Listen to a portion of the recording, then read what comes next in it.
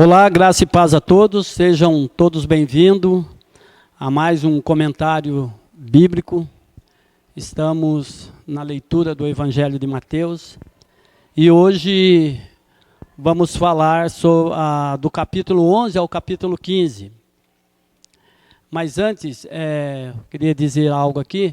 Se você tiver alguma dúvida ou alguma pergunta a fazer, deixa aí nos comentários e nós teremos o prazer de poder responder para você, tá bom? Bem, o capítulo 11 inicia-se com a narrativa de Mateus, falando sobre João no cárcere. Após Jesus ter enviado os seus discípulos à missão, que nós comentamos no capítulo 10, ele começa a evangelizar na cidade de seus discípulos, e João no cárcere, preso, por ter denunciado o pecado de Herodes, porque Herodes tinha tomado por mulher a esposa de seu irmão Felipe, a Herodias, e por essa razão Herodes manda prendê-lo. E aproximadamente um ano, mais ou menos, João preso no cárcere, e Jesus, no início do seu ministério, João manda dois de seus discípulos a perguntar a Jesus se Jesus realmente era aquele que haveria de vir ou se deveria esperar outro. Esse contexto em que João faz essa pergunta, na verdade é porque nesse período interbíblico de aproximadamente 400 anos, surgiram muitos líderes com a figura de Messias, de Salvador, trazendo uma esperança de libertação para a nação de Israel. No período em que Israel estava sendo dominado pelos macedônios, logo um pouco mais para frente, Roma, tem a seção de Roma, e surgem então esses líderes, essas figuras messiânicas com o propósito de libertar Israel. Entre eles, nós podemos citar aqui Judas, Teudas, Egípcio, são esses nomes, essas figuras que se levantaram através de revolta, tentando trazer a libertação para Israel e foram sucumbidos pelo Império Romano, foram massacrados pelo Império Romano. E dentro desse contexto, então, João manda perguntar a Jesus se Jesus realmente é o Messias que haveria de vir. Lembrando aos irmãos que o ministério de João se inicia como a voz do que clama no deserto, e nós sabemos, só que o discurso de João realmente era apontar a um Messias libertador, um Messias que viria e traria libertação à nação de Israel. E quando ele percebe que Jesus, então, ele está fazendo a sua obra, curando os enfermos, libertando as pessoas do domínio demoníaco, limpando os leprosos, curando o paralítico, devolvendo a visão aos cegos, evangelizando aos pobres, ele percebe que Jesus poderia ser o Messias ou poderia vir um outro, porque ele, na verdade, ele não estava dentro daquela perspectiva que João esperava. E daí os discípulos retornam e dá justamente essa notícia a João, dizendo que Jesus era aquele que estava curando, libertando do cativo do demoníaco as pessoas, estava devolvendo a visão aos cegos, e dessa forma João, então, ele se convence que Jesus era o Cristo esperado. No capítulo 11 também nós temos Jesus dando testemunho de João, dizendo que João, entre as mulheres, entre os nascidos de mulheres, João, ele é o maior. E aí a gente entende que essa fala de Jesus, ele estava sinalizando que João Batista, por ser o último dos profetas, ele encerra então o período da antiga aliança. E é ele que faz a transição da antiga aliança para a nova aliança. Por isso que Jesus usa a expressão, dos nascidos de mulher não tem ninguém maior que João. Mas o menor no reino é maior que João. Porque o reino de Deus então viria, estaria perto, já estaria se manifestando. E o reino de Deus viria, obviamente, através da sua graça, através da bondade de Deus, que seria superior à antiga aliança. Por essa razão, quem é menor no reino se torna maior do que aquele que está na antiga aliança. Então, Jesus, ele dá testemunho de João dessa forma. Também nós temos aqui no capítulo 11, Jesus pregando na cidade que era dos seus discípulos. Como, por exemplo, Betsaida era a cidade de Pedro, de André, de Tiago, de João. E as demais cidades também, como Corazim e Cafarnaum. Essas cidades foram chamadas cidades impenitentes, porque não acreditaram, não creram, não se arrependeram nos milagres de Jesus. Por essa razão, eles receberam então o ai de Jesus, né? Ai de ti, Corazim, ai de ti, Betsaida, ai de ti, Cafarnaum. Esse ai dá o sentido de maldição mesmo. Jesus reprovando as cidades que não o aceitaram por causa dos teus feitos. Nós temos aqui também no capítulo 12, Jesus se apresentando como Senhor no sábado. E é interessante nós entendermos sobre aquilo que Jesus era acusado. Jesus foi acusado de transgredir a lei, inclusive a lei do sábado. E para nós entendermos um pouco melhor sobre essa questão, nós vamos entender que os religiosos da época, incluídos os fariseus, os saduceus, os escribas, eles guardavam o sábado, mas não segundo a lei, não segundo o Êxodo 20, né, que nós temos ao Decálogo, onde Deus ele dá a Moisés o mandamento de guardar o sábado como um dia santo. Mas eles guardavam o sábado segundo a tradição dos anciãos. E dessa forma, Jesus, ele tem esses confrontos que nós vemos no capítulo 12, um pouco mais para frente também nós vamos ver Jesus também tendo um confronto com os religiosos a respeito do sábado, porque para os fariseus, os escribas, guardar o sábado deveria ser conforme a tradição dos anciãos. E pela tradição dos anciãos, o sábado deveria ser guardado da seguinte forma: não poderia fazer nenhuma obra, não podia caminhar mais do que 1 quilômetro, por exemplo, no sábado.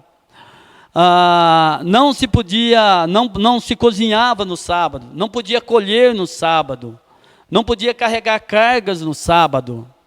Nenhuma obra poderia ser feita no sábado. Inclusive, não poderia alguém ser curado no sábado.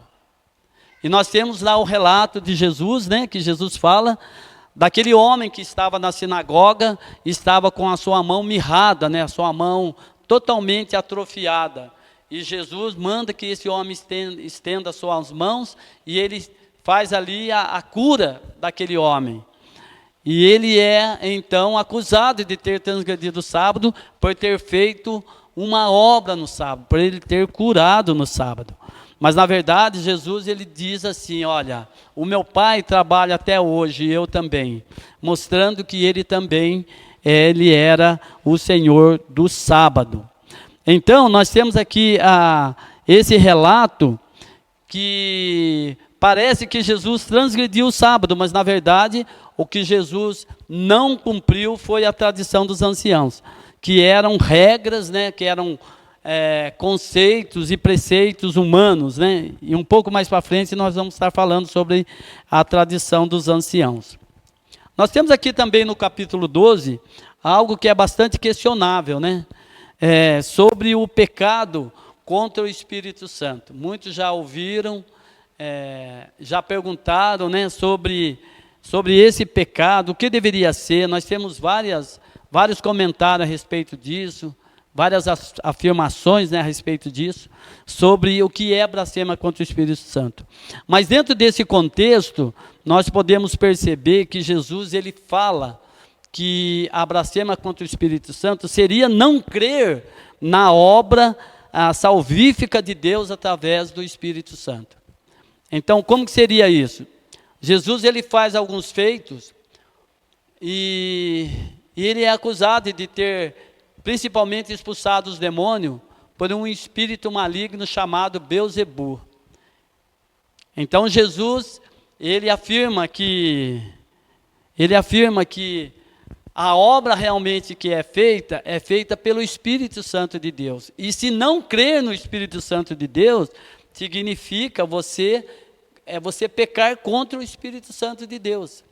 Então, a blasfêmia contra o Espírito Santo, dentro desse contexto que Jesus está falando, seria você não crer naquilo que o Espírito Santo foi designado fazer na vida de todo aquele que aceitou Jesus, que seria a obra da santificação. Se você não crê no Espírito Santo, naquilo que ele pode fazer na sua vida, como então você pode ser salvo dessa forma? Então, dentro desse contexto, ao meu ver, seria esse entendimento, a blasfêmia contra o Espírito Santo. No capítulo 13, nós vamos falar sobre as parábolas de Jesus. A parábola são narrativas curtas, né? Mas elas aparecem mais como alegorias que Jesus utilizava para dar sentido naquilo que ele queria falar a respeito do reino de Deus. Então ele usava exemplos do cotidiano, usava coisas do cotidiano para explicar as coisas eternas. Como, por exemplo, ele falava da semente, ele falou sobre o joio e o trigo, ele falou sobre o semeador, ele falou sobre a pesca, ele falou sobre o negociante que negociava grandes coisas, grandes pérolas. Então ele usou exemplos do cotidiano para explicar as coisas do reino de Deus. Então essas são as parábolas, né, de Jesus, que está no capítulo 13.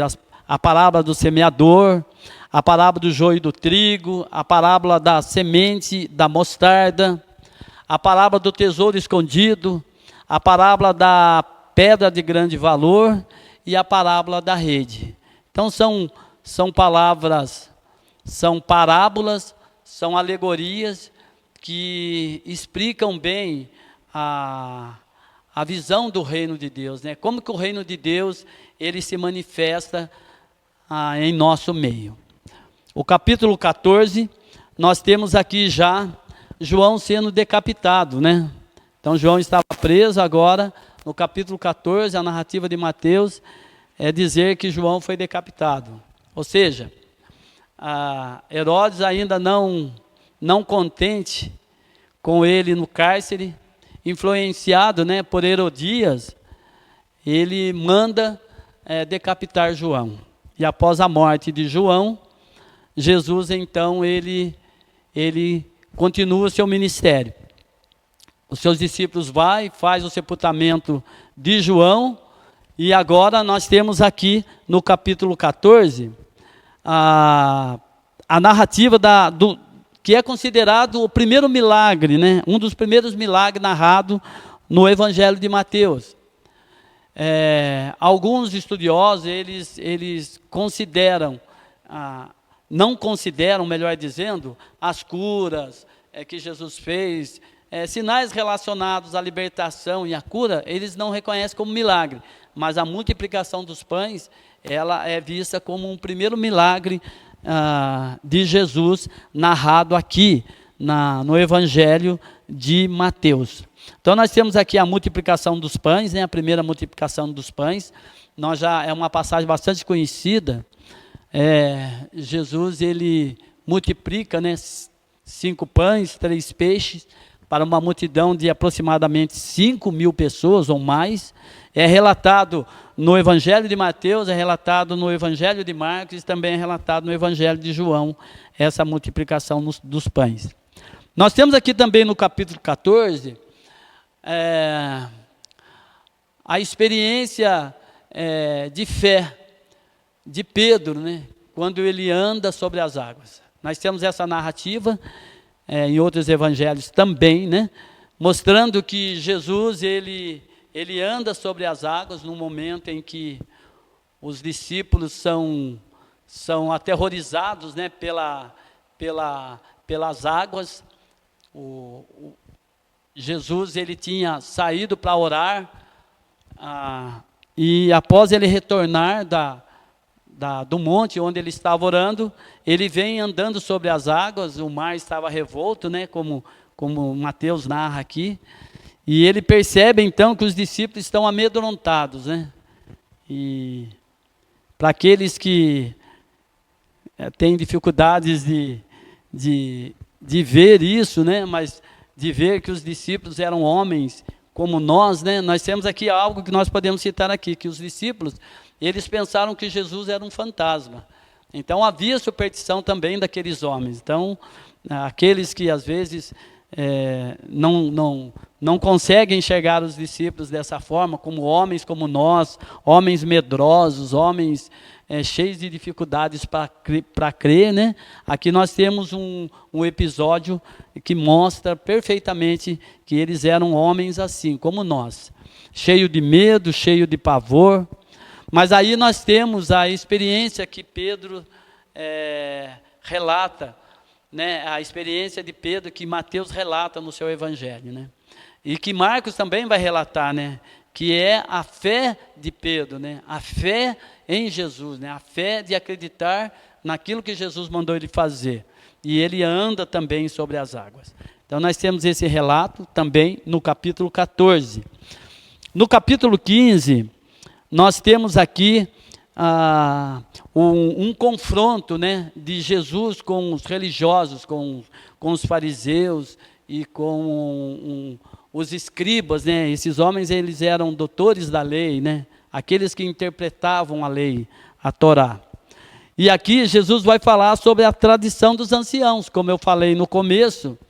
Aqui Jesus vai falar um pouco sobre a tradição dos anciãos, né?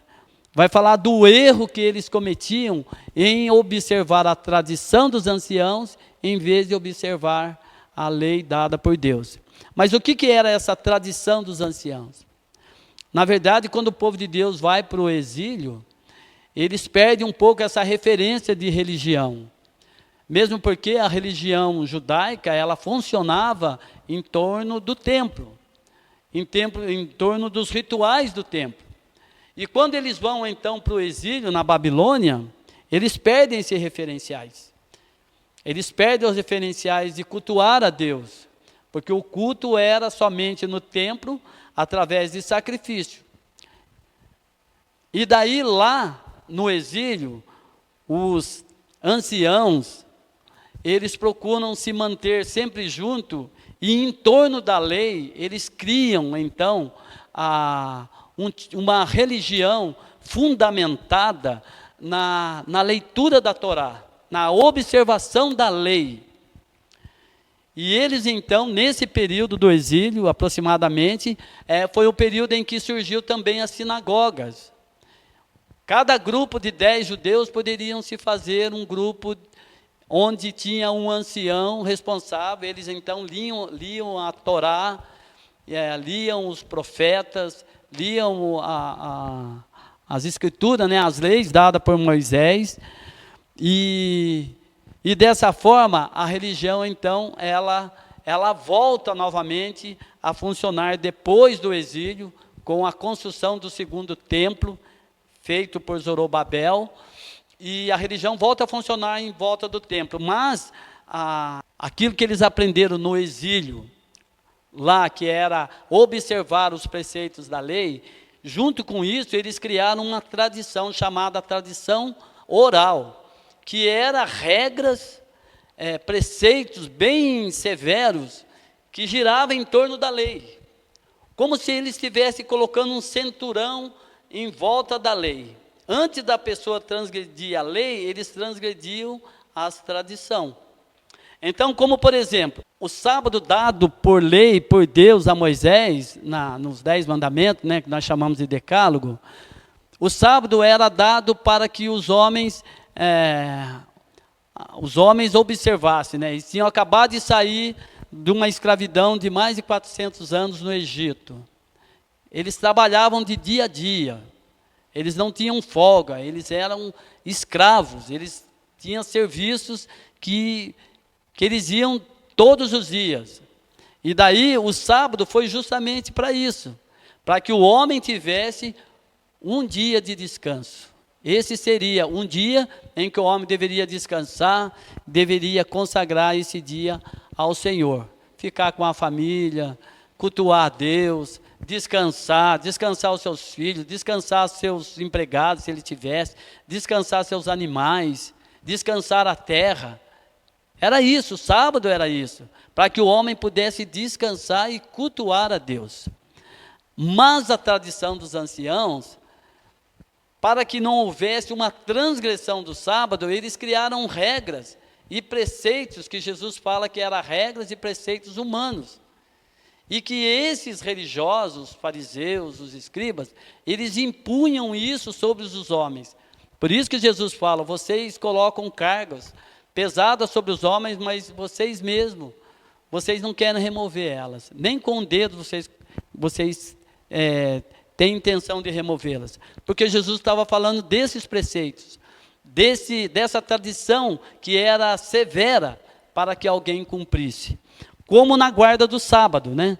Que era pesado para eles guardar no sábado daquela forma. Você não poderia fazer nada no sábado, não podia carregar carga nenhuma, não podia andar mais do que 1 quilômetro. Então era algo pesado. Mas além do sábado, nós tínhamos também a questão das ofertas, dos dízimos que eram trazidos na casa do Senhor. Então, por exemplo, nós temos aquilo que Jesus fala, que eles, na guarda da tradição deles, eles anulavam o mandamento do Senhor. E nós temos o exemplo quando ele fala que uma oferta dada a Deus, e ele vai explicar esse tipo de oferta. Antigamente, naquela cultura, o filho mais velho, normalmente o filho mais velho, ele guardava a grande parte da sua herança, recebia 2 vezes a sua herança. Quando a herança era dividida entre os filhos, o primogênito, o filho mais velho, ele recebia 2 vezes a parte da herança. Com isso, ele também tinha a responsabilidade de cuidar dos pais na velhice deles. Então, ele recebia um valor em vida, um valor a mais do que os demais, porque era obrigação dele, dever dele, na velhice dos pais, cuidar deles. E a tradução desse mandamento, honrará pai e mãe, é voltado para isso. O que é honrar pai e mãe? Né? Honrar pai e mãe é obedecê-lo, sim, é obedecê-lo em todo tempo, com respeito, dando a devida honra, mas também é cuidar dos pais, quando eles não podem mais viver e se sustentar por si só. Hoje nós vemos muitas pessoas, né? Muitas pessoas não entendendo esse mandamento de Deus, desonrando seus pais, entregando seus pais num asilo, ou desprezando, abandonando seus pais. Mas essa é uma forma errada de ver esse mandamento de Deus. Porque esse mandamento de Deus, além de ser um mandamento de Deus, ainda é um mandamento com promessa. Honrar pai e mãe é honrar eles na sua velhice, é cuidando deles. Mas voltando aqui para a tradição dos anciãos, os anciãos diziam o seguinte, a tradição dos anciãos dizia o seguinte, que esse dinheiro que era para você cuidar dos seus pais, na velhice, se você ofertasse isso ao Senhor, essa oferta chamaria de oferta corbã, que era uma oferta especial.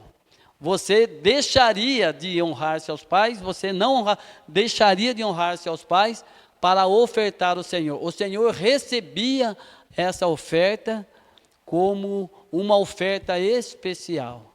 E dessa forma, você deixava de cumprir o mandamento do Senhor, que era honrar pai e mãe. Então, nessa explicação, Jesus diz que vocês, pela tradição de vocês, vocês anulam o mandamento de Deus, vocês invalidam o mandamento de Deus. Então, nós, além dessa tradição, alguns dizem que essa tradição chegava mais ou menos um total de 600 itens, 600 regras, aproximadamente em volta da lei, uma forma das pessoas não transgredir a lei era guardar a tradição dos anciãos. Então, dessa forma, Jesus não descumpriu nenhum dos mandamentos, mas a tradição dos anciãos, certamente Jesus não guardou. Bem, o nosso comentário fica por aqui. Nós encerramos o capítulo 15. Espero que você tenha aprendido hoje mais alguma coisa. Nós entendemos que o nosso comentário é um resumo, né, rápido. O objetivo é fazer isso mesmo, um resumo rápido, mas que seja também de forma pedagógica, né? Eu acredito que você tenha aprendido alguma coisa. Tá certo? Ficamos por aqui, espero você no próximo vídeo, no próximo comentário. Fique com Deus e até lá.